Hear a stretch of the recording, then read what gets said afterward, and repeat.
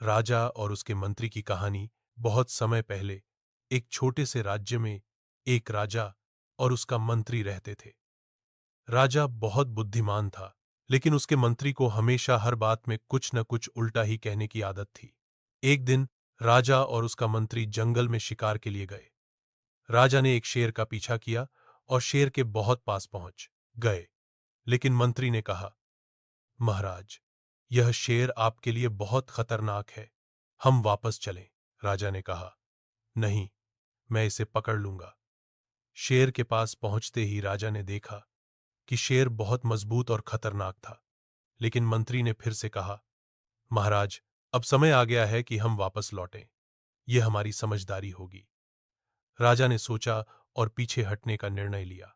कुछ समय बाद शेर को देखकर कुछ शिकारी राजमहल के पास पहुंचे और राजा को धन्यवाद दिया कि उसने शेर को जंगल में जाने दिया। राजा समझ गया कि कभी कभी समझदारी उल्टी दिशा में भी छिपी हो सकती है।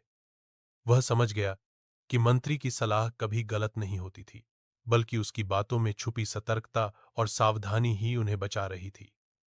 इस कहानी से राजा ने यह सीखा कि सही समय पर सही निर्णय लेना और दूसरों की सलाह लेना हमेशा फायदेमंद होता है। सीख, कभी कभी दूसरों की सलाह पर विचार करना और समझदारी से काम लेना हमारे लिए सबसे अच्छा होता है।